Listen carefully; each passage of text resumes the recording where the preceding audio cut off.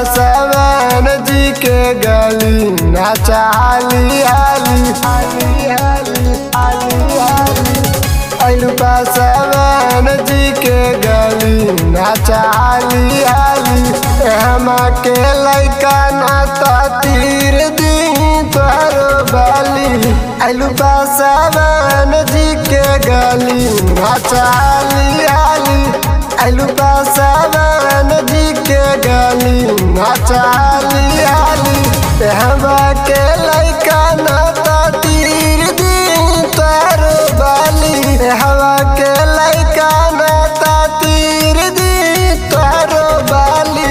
आइलू पासवान जी के गली नाचा हाली हाली। आइलू पासवान जी के गली नाचा हाली हाली।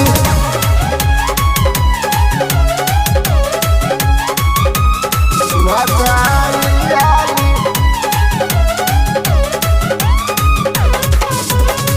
नाचा हाली हाली। गवसपुर के लैकन सावे हवे रंगाबाज हो। मिसल बगैर कोई आई नहीं बाजो आई नहीं बाजो।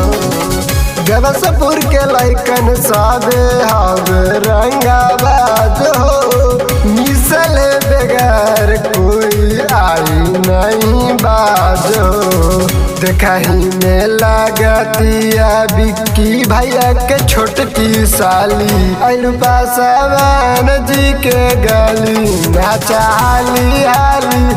आइलू पासवान जी के गली नाचा हाली हाली। नाचा हाली हाली।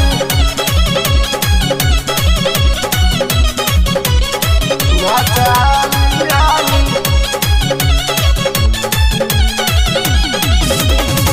बनला सट जबे 22-22 के। राइटर से पूछोरन ले ली तोहरा मीस के तोहरा मीस के। बनला सट जबे 22-22 के। राइटर से पूछोरन ले ली तोहरा मीस के। राजा तूफान सोनू चूस ली तोहरो लाली। आइलू पासवान जी के गली नाचा हाली हाली। आइलू पासवान जी के गली नाचा हाली हाली। आइलू पासवान जी के गली नाचा हाली हाली। आइलू पासवान जी के गली नाचा हाली हाली। हम के लैका नाता तीर दी तोहरो बाली।